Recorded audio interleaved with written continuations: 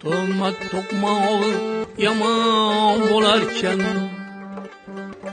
dilingde dağı arma kalarken, dostingni senga düşman qilarkan, ey do'st, do'st bo'lmasang düşmanlık qilma. Dostingni sana düşman qilarkan, ey do'st, do'st bo'lmasang düşmanlık qilma.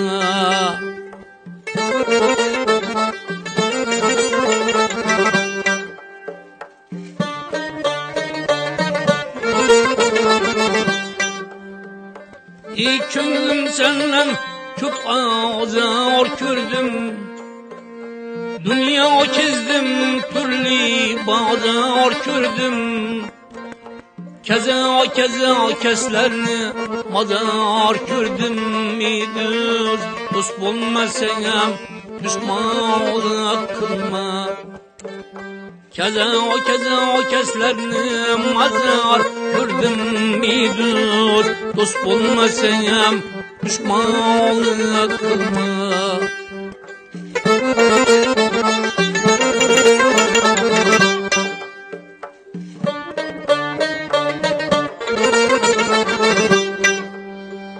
Göz gözge açsa sözleri çelkeç, güya ki diğer dertkeşidir keş.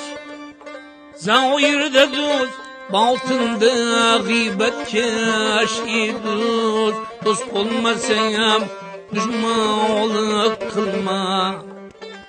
Zahirde dost, baltında gıybet keş. Ey dost, dost olmasam düşmanlık kılma.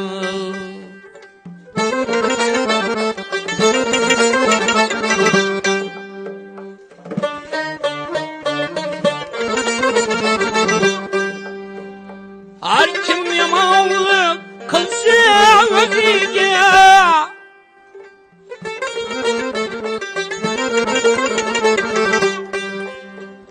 ziyan etmesin bu kizige.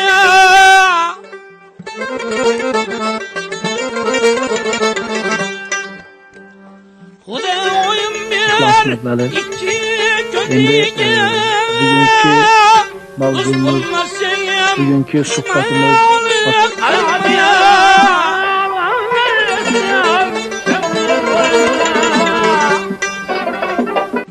Selamu aleyke ya Habiballah. Selamu aleyke ya Resulallah. Dost köp dünyada can dostu kımmet. Yetersen bir gün eylese himmet.